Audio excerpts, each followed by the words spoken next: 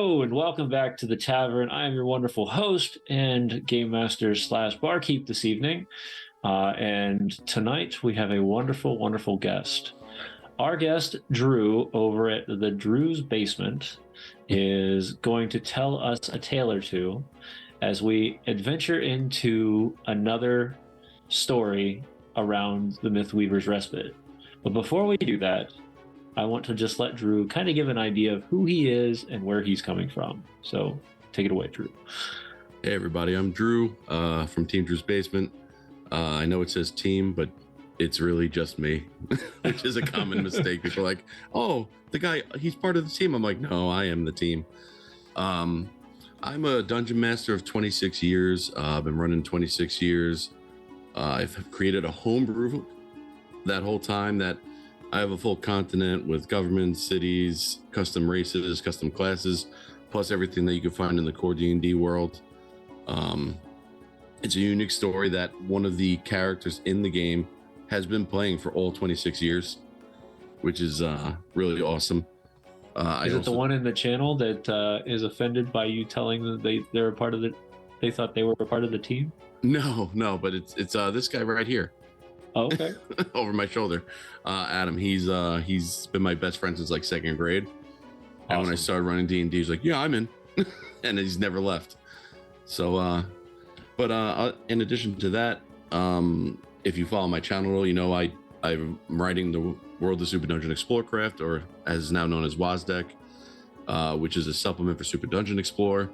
I do a lot of Ignition Core games. I film with Mini Wargaming now multiple times. And that's it. I paint, and I'm really just here for fun. I DM at conventions and everything, and I'm obviously a big fan of artwork and tattoos and heavy metal music. That's about it. And that's all fun and games. Hey, there's nothing wrong with any of that. Well, I'm excited to hear what 26 years of gaming and dungeon mastering does. And thank you for our anonymous donation from Erthos Creations.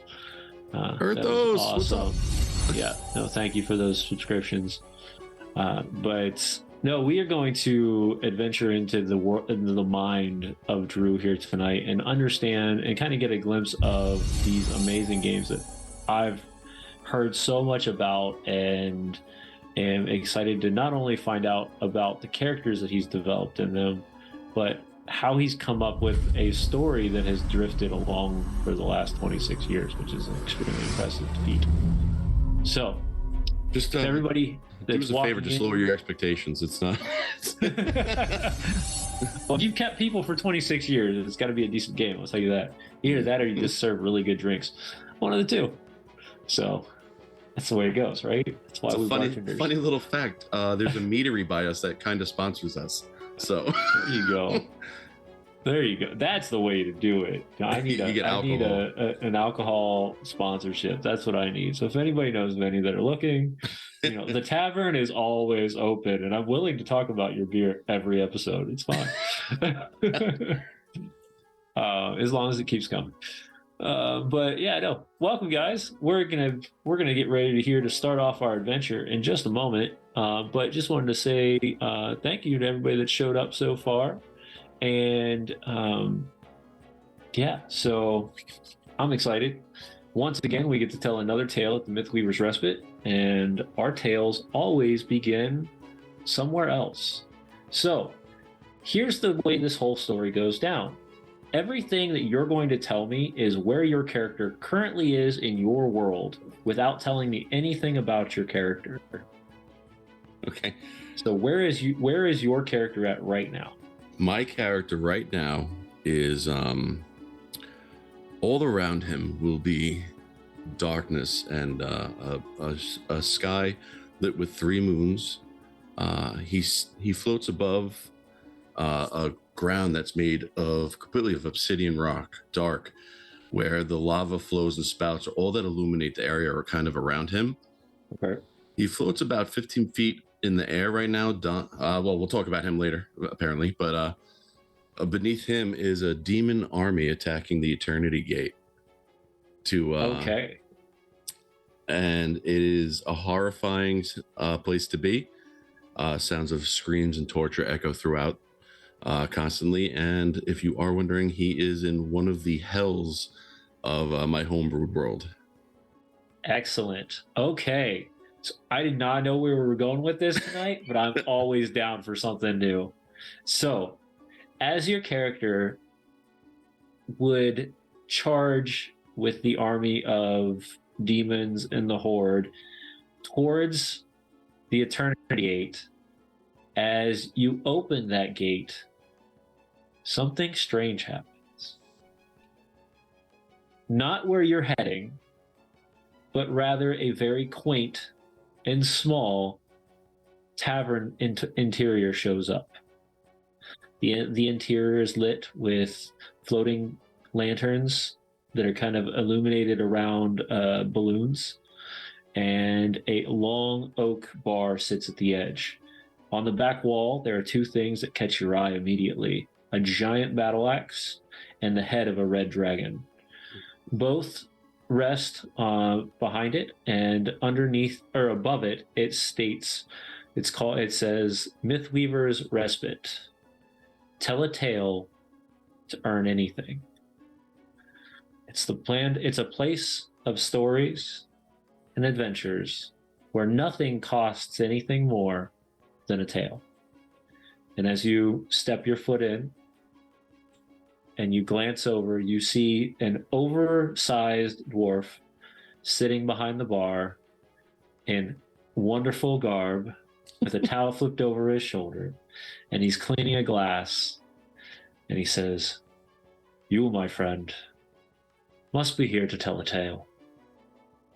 Grab a seat, have a drink.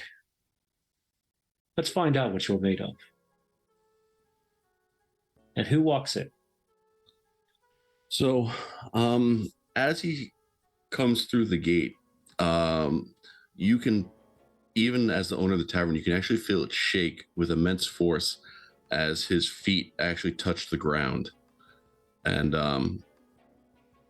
what walks in is a man in full plated armor. The armor is pitted with great gouges and scars from unknown battles that have taken its toll on him. On the left shoulder is a pauldron that is a fearsome bear-looking kind of mold. Sure. Coming off his back are what used to be radiant rays of light are now actually burning with fire. And he slowly removes a full-plated helm, and what reveals there is a scarred face where the left side of the face looks like a large creature actually dug in and pulled, trying to tear his flesh away, so much that his face is scarred that his left eye is scarred closed and useless. Right. His skin, that was once normal and human in appearance, is now somewhat gray and ashy and starting to crack. And through the cracks, you can see these like faint red glows. And his eyes, once a noble gray and green, are now actually burning yellow and red. And instead of hair, where he normally had hair pulled back, it almost looks as though a large creature reached down and grabbed him by the head and dragged its fingers back, leaving large scars that cover gouges.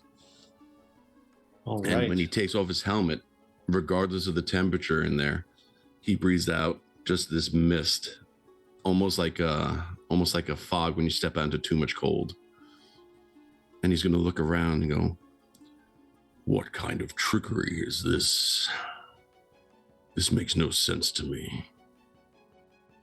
Where are they?" Doorman tilts his head a bit, pours a glass, places it on the table. "Who are you looking for?" "There was a group headed through the gate I was pursuing. Interesting that I would wind up here. Is this another trick? Are you a demon or a devil as well?" "Well, I am neither. All I am is a barkeep looking to listen. And it sounds to me that you have a tale to tell. Quite a few, if I can tell by those scars on your face." "Centuries of stories to tell, but who are you exactly?" Most just call me a traveler. You can call me a listener. Interesting. He's going to start to slowly approach, and you notice that he is carrying a large two-handed great mace that he just places on the ground. And oddly enough, of all the things about him that are scarred and tattered and broken, the hammer looks pristine, like it was just built and like it's never been used in battle before, is how it appears. Yes, I'm sure that's not the case, but yes. He places it down and it kind of hums as he places it down. And he comes up to the bar and he puts a large gauntleted hand on the bar, and it's interesting. As he drags his fingers across it, he goes, "Seems quite real. Unexpected, to say the least. Perhaps I could share a tale or two if that is my destiny." That is all it takes. So where should we begin then, new friend? Well, I guess the first place would be the beginning. What has taken you to a point where you've stepped through into a domain of tales and myths? Why would you, somebody of seems to be enormous power, enter into a humble barkeep's stay? I was once of better power, but I broke my oath.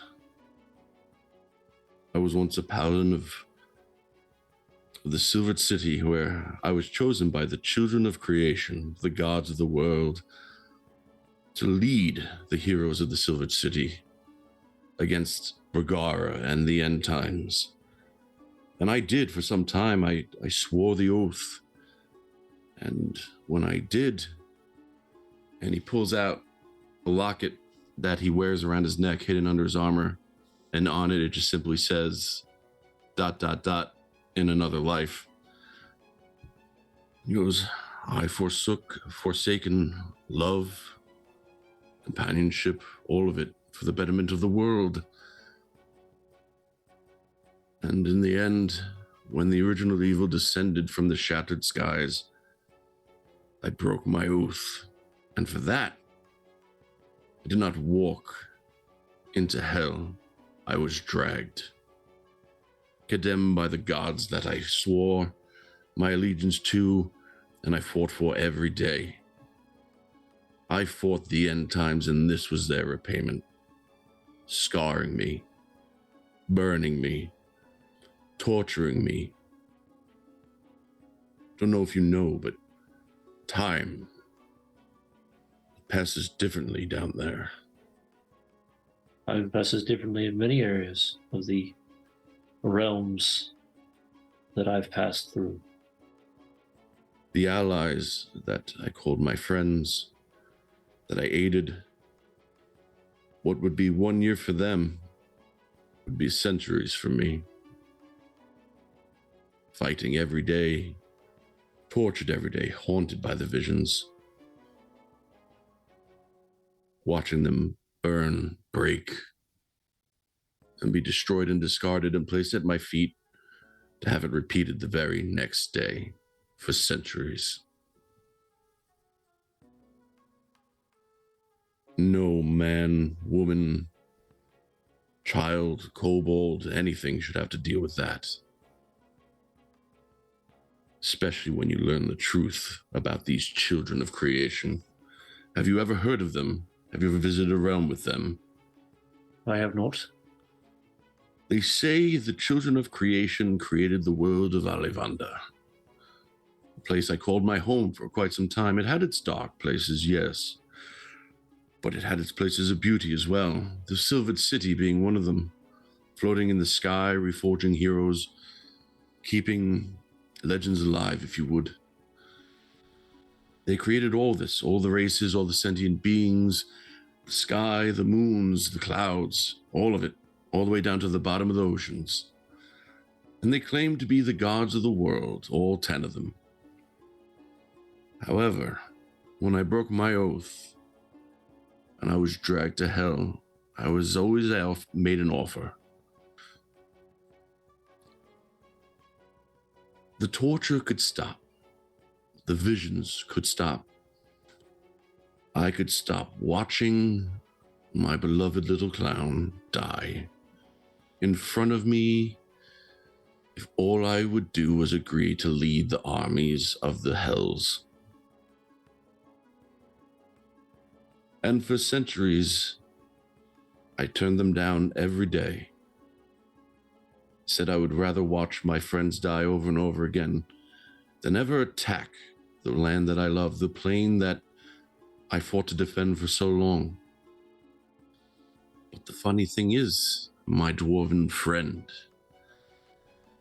is that not everything is what it seems. For the children are not actually gods themselves.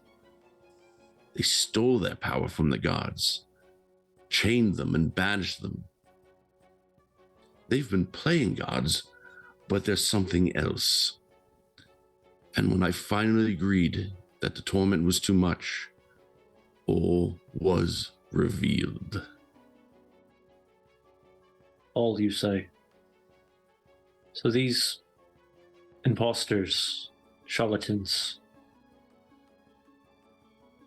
what are they? I don't know. What I do know is they are powerful beings able to chain 4 elder gods. So whatever they are powerful. I do not discredit that claim, but they did not create this world. They did not create the hells. There are 4 gods bound in chains, and I will set them free once more and show the world what has happened here. And I will be freed in doing so. That, my friend, was a tale worth many, many drinks. Ones that hopefully will bring you a bit of peace on your journey. I will never know peace. Ever. He pours you a second drink. He pulls from the bottle, or from the behind the bar, a long amber bottle, uncorks it, places a small shot glass next to you. If you could do it all over again, before you were drug from your world, before you had to accept the torment of your friends,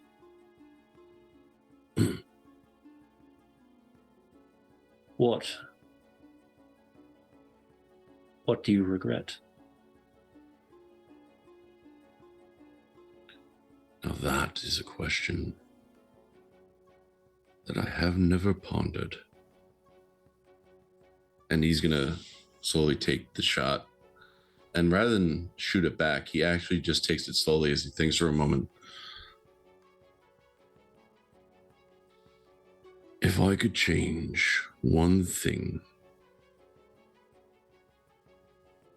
I never would have accepted that offer to be a paladin. No, I would have walked away and joined the Cirque Mystique with the woman that I loved. But that is not something I can change at this point, for I am what I am. And as I always say, what has happened to me before this and led to me now, it was all meant to happen. For now I can free the gods of this world and fix Alevanda once more. Well, my friend, your tales, torment, your tales of anger, your tales of regret and loss are not completely lost. But I do ask you this.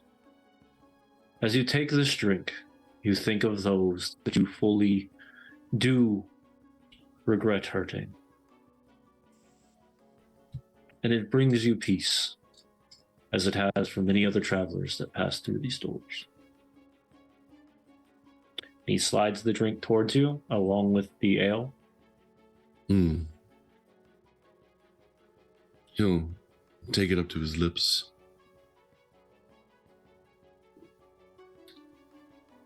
I'm not sure if you understand, my friend. When I broke my oath, it was not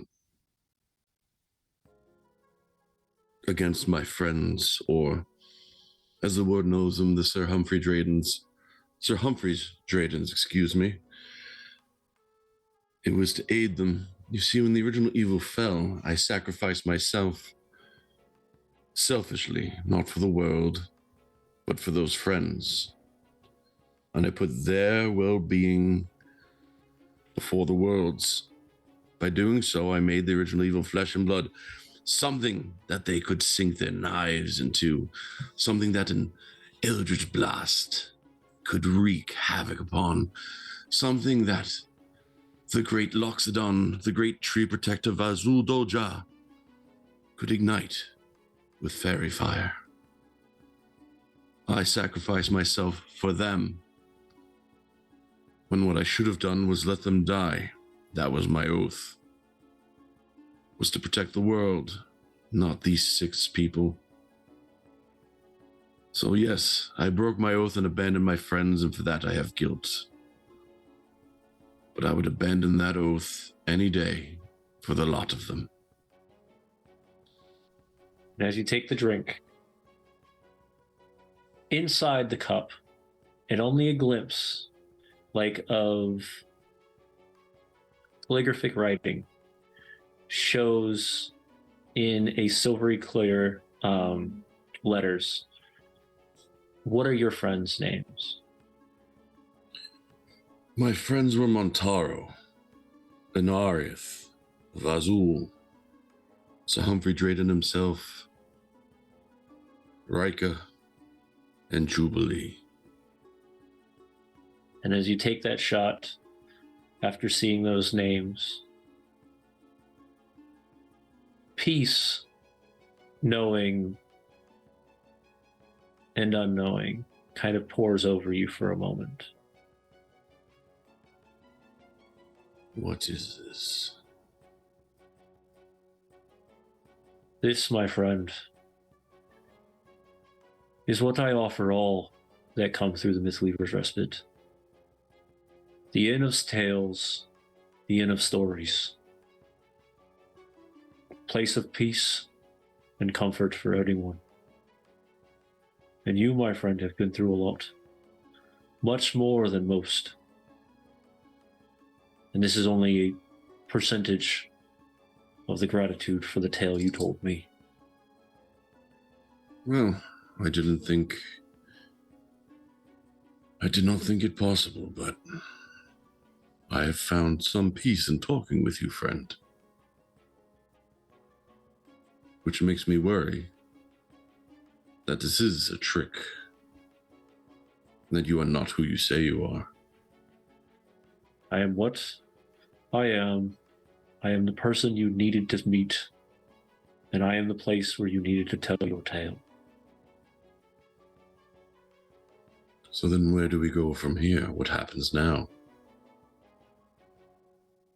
Hopefully, you think about what we talked about, our conversations, and when you walk back through that door, you think a little differently. Make a different decision. Add more steak to the pot. And you take a drink every once in a while and take a deep breath. I don't know if I can do that. I've set things in motion. that I don't know if I can stop. I command the army of demons. I command Bagara's army. And I have sworn to lead that army into Alevanda. I do not know if I can turn back. I don't know if those 6 names in my cup, when they see me, if they'll even recognize me anymore. Or if they will even forgive me for what I must do going forward. Maybe then. Maybe this is exactly where you were supposed to come. To get some clarity. To get some questions answered. And to make your thoughts revealed to all. And as he says that, a glimpse kind of comes across as you see others' stories written in the walls around you. You didn't notice it at first, but in the crevices of the wood, thousands of stories of other adventurers, of worlds you've never even heard of. As he looks around, he takes in all these stories, and you notice that his skin, cracked and grayed, starts to return to a fleshy color. And the resemblance of human begins to return to him. Some of the scars fading, like the ones on his head where hair starts to return. The rents in his armor and the scars in his armor start to mend themselves. And what was once darkened armor and beaten armor becomes a bright mithril silver once more with golden filigree spread throughout it. And it starts to slowly return and fade back to what it once was. As you can kind of see the hatred and vengeance start to escape his face. And you notice that his eyes start to return back to that grayish green, and the tabard that he wears of the children of creation starts to return to its former bright colors. And the helmet that he carried with him and placed upon the tavern, upon the bar, starts to return to its old former self as well. And he looks at you, and he just wonders for a moment. And you see it, his left eye is still scarred and shut, but in the right eye, you see that a tear falls down. And he goes, "My good friend, what has happened to me? How This is have I fallen?" a glimpse of what you could be, a glimpse of what you might be. This is your choice, your tale. I am merely here to tell the stories and to listen. And with that, the man takes the cup, places it underneath the bar. The door behind you opens. It is time for you to go, my friend. Time for you to make more tales and more stories. And maybe again, down the road, when you need an ear and you need to tell something that needs to be written in the worlds of all, maybe the next door you open will be mine again. He reaches for the locket on his chest and he peels off. And as he peels it off, his old appearance returns with the grayed skin, cracking and scarring. And he places it on the bar and he says, "Old friend, new friend, I don't know what you are, but hang this on your wall, and I will return for it one day. And hopefully on that day, I will know peace." And with that, he slowly puts his helmet back on. And as he locks it back in, the very face that you once saw fades to just darkness behind the helmet. And he turns and grabs the hammer. And as he steps through the door, he looks back once more and says, "Peace.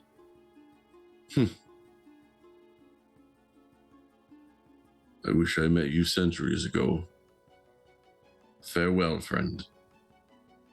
And with that, the wings of light on his back ignite in the fiery red once more, and he steps through the door. And the locket that is left there, if you actually take it and open it up, inside is a picture of the clean version of him that you had saw momentarily. And he's hugging a female who is wearing clown makeup and dressed like a Harley Quinn of sorts. He takes it, and as you walk out the door, he pulls a small chest up, and in that chest he places the locket. And if you were there, you could see many other trinkets from many other adventures have been left. And he closes the locket, or he closes the chest.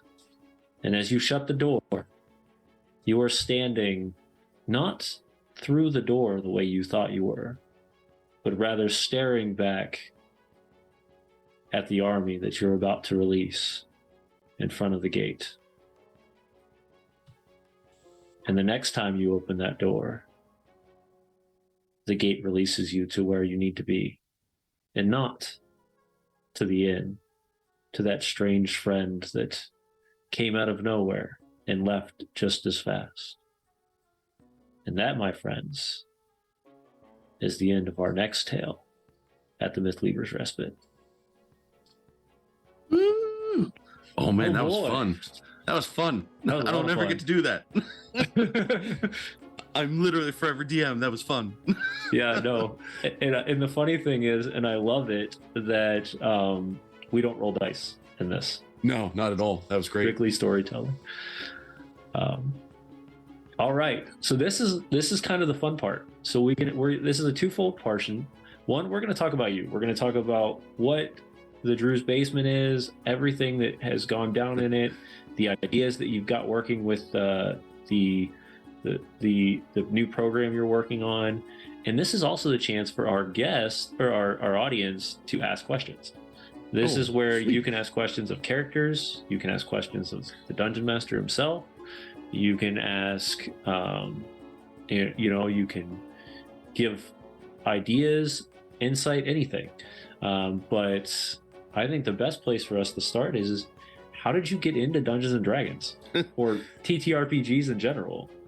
So as very cool as I look now, I was not always as so.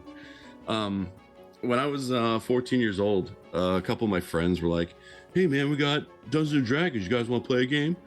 And I was like, "Yeah, man, I'll try it." And they're like, "Dude, you love Diablo. You always read. Why don't you try DMing it?" And I was like, "All right, I'll give it a go. Whatever." And just, like what started is just, as just a group riding a wagon through a muddy trail in a dark and foggy wood into a campsite to fight the devil himself in time, like that was the plan. And I was so excited, and I was able to kind of tell this tale, and we were terrible at the game. My storytelling, it's literally like the first 20 seconds of Diablo 2 right there. You're in the cart and you're heading towards the first town. So it's fantastic. It's kind of silly, but I like to Easter egg myself in my own game, which is I feel like such a fool even saying that. But so when 5th edition came out and I wanted to start running I'm continuing the campaign through 5th edition, because my game has evolved with every edition, even 4th, the edition we don't talk about. When 5th edition came out, I said, I really, really want to kickstart this with a new group. I really want to hit it hard. And the silliest thing was I had the group start in a wagon on a muddy trail going through what was called at the time Woodsmead now, in this forest that's foggy and dark, and they get to this little ramshackled village where it's defended by rogues from Diablo, and I had the wooden fences all around with the logs, and I get such a kick out of doing that because watching my friend Adam, who's been in the game since its inception, be like, "Oh no, like little things I do that like throw back to like years before. Right. It's so much fun. He's the one that it'll click with, and he's like, "Oh, I know exactly what's happening right here." Oh yeah, and listen, I mean, I've played it with multiple different groups of friends, and each one's created some incredible memories. This last group I had, the Dradens, as we named the group, because I'm kind of an idiot, and I screwed up Sir Humphrey Draden's name all the time. I started calling him Humphreys Dradens, and just kept little mess ups. So that's what the group's name became. Awesome. They have to be hands down the best group I've ever run for. Phenomenal players all around. No, that's the great thing about Dungeons and Dragons is two things. One, you can kind of start and just keep going. There is no real like understanding. You don't need to have the whole story fleshed out right away. You don't have to get all of it right at first. And if you're playing in all honesty, for 99% of the world, you're playing behind a screen or you're playing in front of a table with your 6, 8, 10, 12 best friends, how many ever you're running at a table. Nobody else has to care. Right. It's not a stream. It's not a production. It's not entertainment other than the entertainment of how you and your friends. So don't think that you have to have it all right at first. And I'm sure Drew's been down that road, and I know I have, where you don't get it right. It doesn't ever work. Well, I don't want to reveal my superpower, but one of the things I'm known for is I just don't prep anything for sessions. I just show up and like let it rip.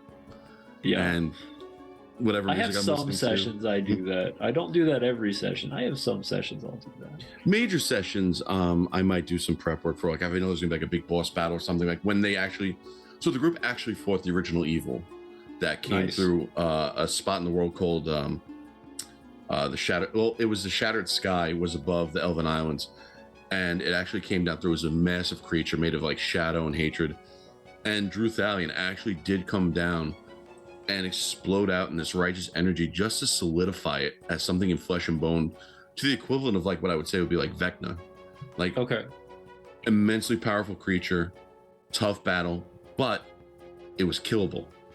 Right. And that's what he did to that. Your character made it kill. This character made it killable. Yeah. So, if I can, the Drew Thalion character is I've never played in a campaign before. 26 years I've just been running, and anytime I even mention running, everyone's like, "Knock it off, keep running." So he's my character that I throw into all my games. He was my paladin tank when I did World of Warcraft. He's just that one guy who I'm just going to throw him in here. You and I have the same mentality. I have one character who's been my character since I was 8 years old. I've been writing about him since then. His name is Dakin Azrael. He is a paladin. He was the Blood Knight paladin, or the Blood Elf paladin in World of Warcraft. Goodness gracious, yeah. No, I love it. Those characters stick with you. I mean, it was so funny. People laugh because my dog his name is Dagon, and they were like, "Why did you name him that?" And I was like, "That's my character. Like, that's who I am in a person's personality wise that no one ever sees." And I've told this story before, but I didn't even know what Dungeons and Dragons was until I was in high school. Oh, damn. I had no idea. I was writing, I did writing for, it was like collaborative fan fiction, I guess would be the best way to put it. Sure. On a website called Neopets. And that's where I started. And that's where I started writing fantasy fiction. The first character was written out of Dragon Riders of Pern fan fiction. So he still has a dragon that follows him around consistently for the last 20 some years now. That's fantastic. I love it. It's great. For me though, Drew Thalion really needed that arc where he was like the goody two shoes, oath bound, like wouldn't break that oath for anything. I'm like, you know what? Like, I've been running this dude for 25 years. Like, let's mix it up. Yeah, you broke him. He's broken now. Oh my God. It's yeah. And that was interesting because when we first started the adventure and I listened to the story and I'm going, and it was not intimidating. but it was very reminiscent to me, being like, no, this character has real history, not just I wrote this history. No, this is real history that has lived through and is deep. And I was so, it brought me back to home for me, because that's my character, same way. I could talk about for hours and hours upon the stories that Dakin has been through. And I love it. Going from chosen king to complete villain. I mean, he's been back and forth 3 or 4 different times. Now he is kind of closer to like a chaos god at this point. But yeah, no, that was very comfortable with me, which I was shocked by, because I felt the power. You feel the intensity when you walk into the room, if the room starts to shake. Being able to describe each and every piece of your armor and things like that, it really dug deep for a nostalgia for me, which I completely appreciated. So I was like, this is me. I mean, that's how I roll. And like I said, I've been doing this for 26 years. I mean, listen, it's not like every week for 26 years. Oh yeah, no. But I mean, you've probably been doing it longer than I have, because I had a huge hiatus right after college for like 3 or 4 years, and then because I never touched 4th. Everybody said they hated 4th, but I've read pieces of 4th, and I was like, okay, growing up in 3rd edition and being able to utilize 4th edition mechanics, certain things, I'm not completely against 4th edition. I just never ran it. So 4th edition for me, because I know everyone's like, oh, it's the Forbidden Edition. Yeah. For me was just, it needed a lot of DM massaging, because the game was, in my opinion, very heavily combat focused and very much a board game. Right. Which if you research the reasoning behind it, it made sense. For people who are kind of looked at the history of Dungeons and Dragons and Wizards of the Coast, they were producing at 4th edition the minis game, and they were trying to capitalize on miniatures and combat, and that was kind of what it built behind. 100%. And then of course the rise of the storyteller in 5th edition, and the immenseness of the entertainment factor of storytelling that blew up during 5th edition. I mean, it's a complete separate entity from what 4th edition was. For me, 5th edition, if you're a homebrew fanatic like I am, where I just love homebrew, obviously, it lends to homebrew so well. 5th edition, it's such a fantastic tool for it, and it's why I'm a little nervous to see what happens with 1D&D and the direction they're taking the game. But again, every edition, there's been no terrible edition of D&D, because no matter what, it's you, like you said before, it's you sitting around with your friends playing a game. Yeah. Who cares? Yeah. If you don't like something, change it. Yeah, exactly. It's not hard. It's a set of rules that are meant to be used for fun. Like exactly what you said. Just if something doesn't click with you, leave it out. Yeah. No. And like I said, that's where, I know we're a small stream, but even then I tell people, I said, even us, we try to keep as strong to a core story and to make sure things flow as properly as possible, and we mess up. But people that are sitting at your table, especially if you're, you've all bought into. One thing I will tell people, especially at the beginning of their Dungeons and Dragons DMing career, get your players to buy into something, and your game will never be a bad game, at all. If they're buying into the story of what you're telling them, and they're buying into having the fun that you want, that you're wanting to have and they're wanting to have, there's never going to be a bad game. Well, it's funny because one thing that I think upped my game big time after like 25 years of doing this was, so I know it's a hot topic. Here's a tip, people. Listen. It's a real big tip. And it's something that I learned from watching. So I had never knew about Critical Role at all. Never knew about it. I knew all the voice actors in it, but had no idea they played Dungeons and Dragons together. And then one day someone's like, "Oh, you should really check it out. They do Dungeons and Dragons." So I was like, "Okay." And I checked out literally at the start of season 3 is when I got into them. Oh wow. Yeah, I'm way behind the ball with them, but I'm caught up now. I started in season 2. That's what I started. I didn't start in season 3. Oh no, campaign 3 is what Bertrand Bell sold me. I was like, this is great. But watching Matt Mercer just kind of do his thing, do his voices, and not give a shit. And like, I'm a nerd. I don't care. Let's do this thing. We're gonna have fun. And watching all those other people do the same thing, I was like, what am I so worried about? Like, what do I care? Like, these are my friends. So I started letting the voices rip. I started letting the sound effects, just fully divulging into the story, like really digging and saying, you know what, I'm going to try this and see how it sticks. And I tell you, man, like, it feels great. So in March was Long Island Tabletop Expo, which I run at. Nice. And I had multiple people come back from the year before to say, dude, I heard you were running. I had to come play in your game again.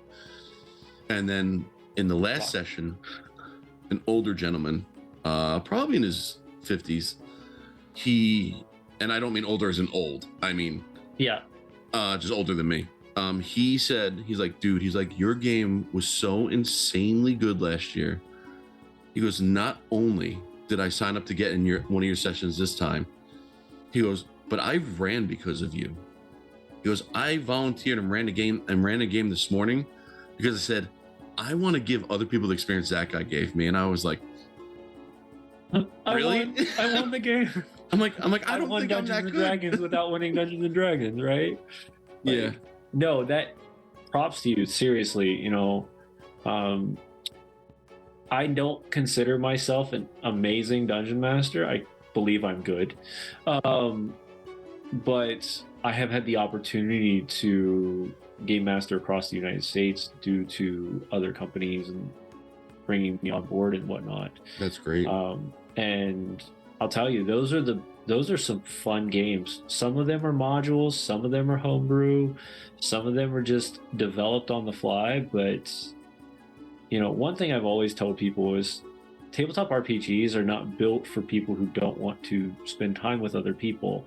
So when you're going to a convention or you're going to a local event with your local game store or whatnot, don't expect that you're going to be ostracized. Don't expect that you're going to be secluded.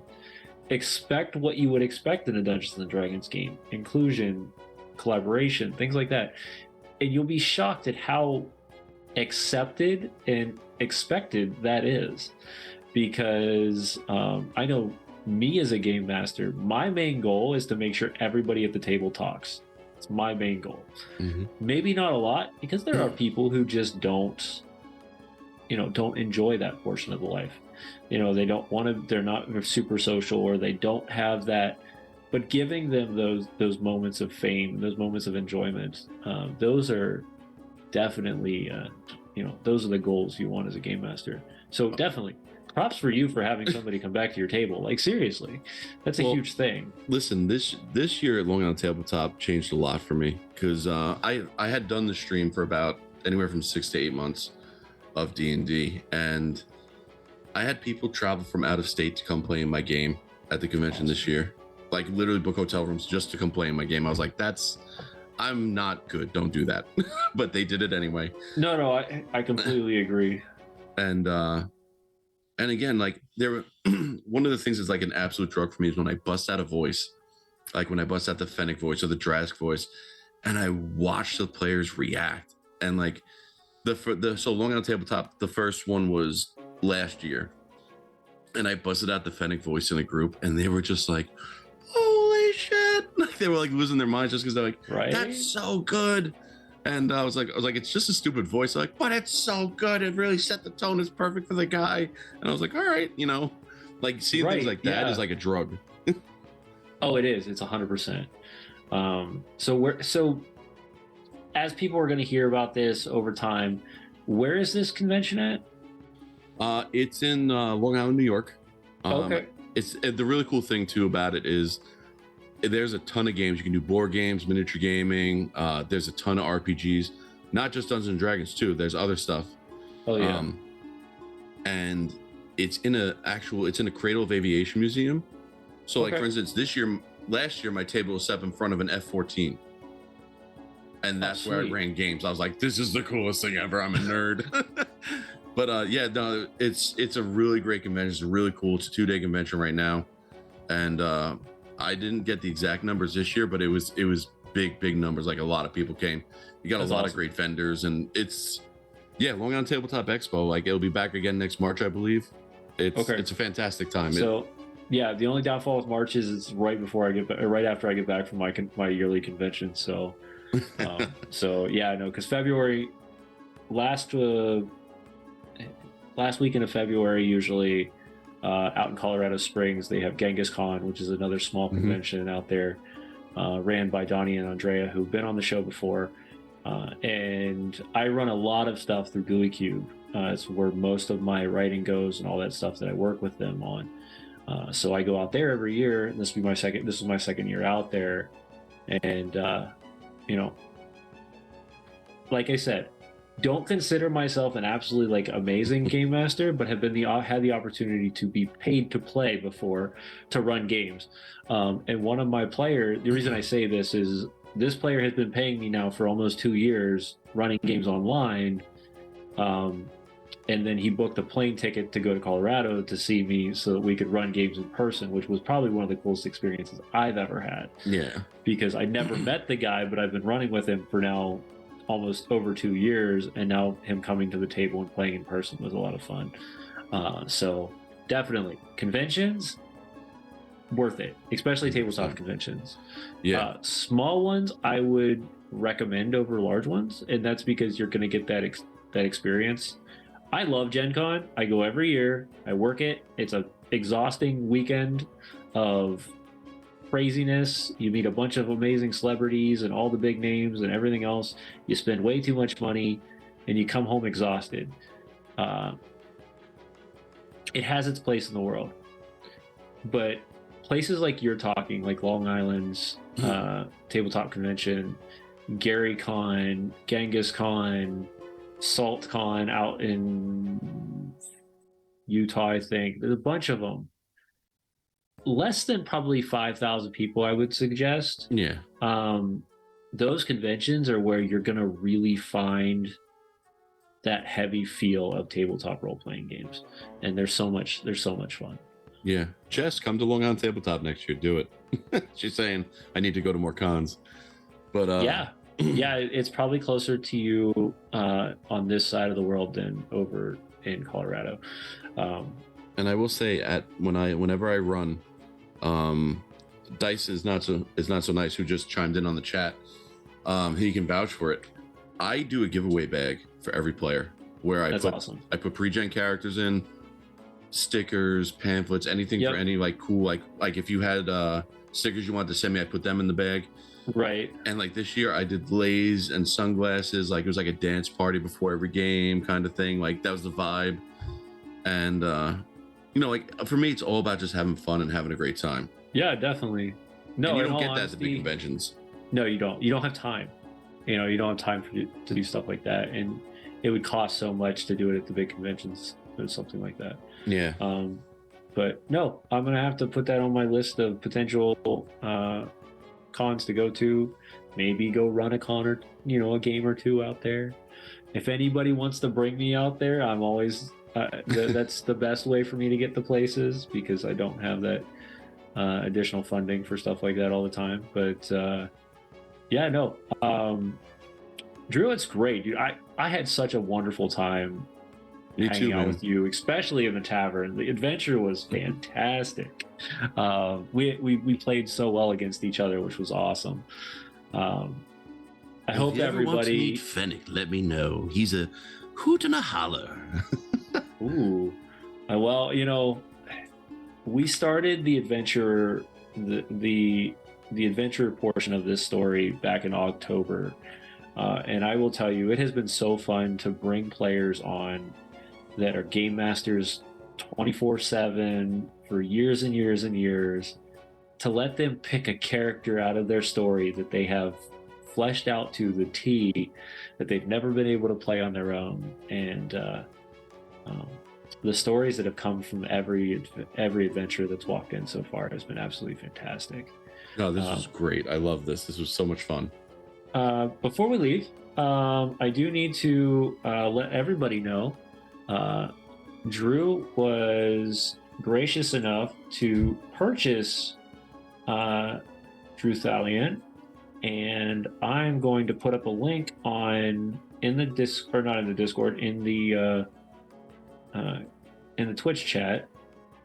Just give me a second to build that. And what this does is this allows you to be a part of that world.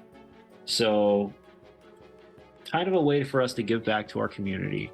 What we do is we have the guest create the character, we tell our wonderful story, and then I drop a link, and our artist is going to produce the artwork. And then you can use Drew Thalion in your next adventure. So make sure that you keep that up. It's been posted in the chat room, so make sure you save that. Our artist is currently on her spring-summer schedule, so they're a little slower than normal, but I'm sure within a week she'll have those up and running. Yeah, buddy. And you'll get to see the character drawn in the same style that you've seen the other adventures drawn in. And we can't thank our artist. Brina Luna is an absolutely incredible artist who does this for pennies on a dollar. So if you would like, go over to her Ko-Fi and give her a donation for her amazing work that she does for everybody.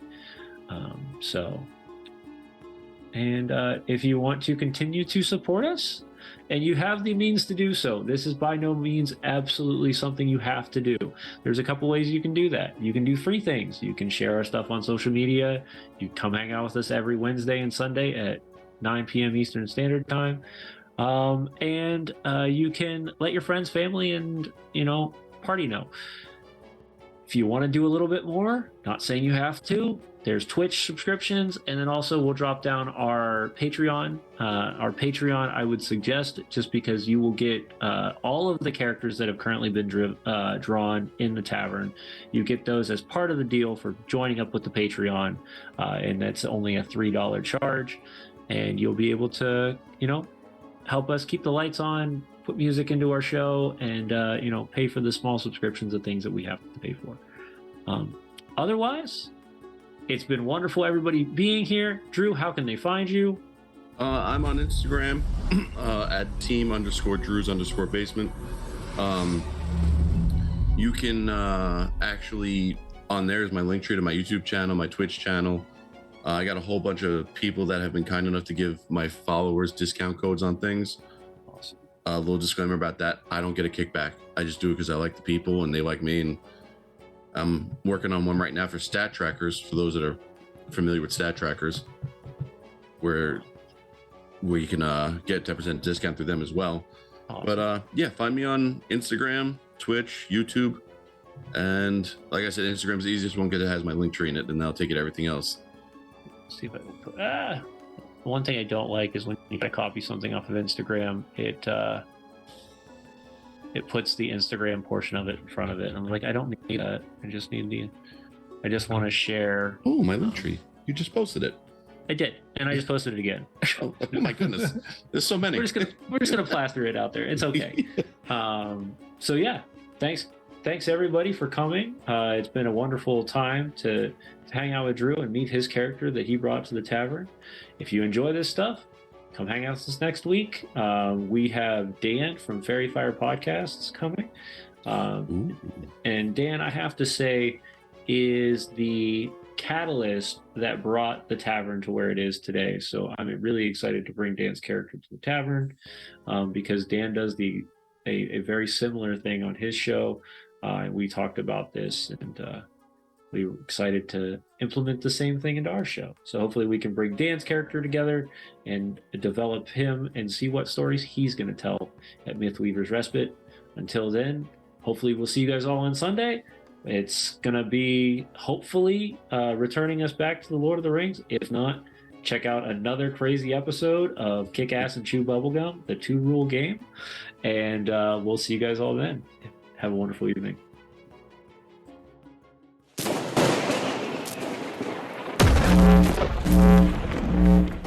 Thank you.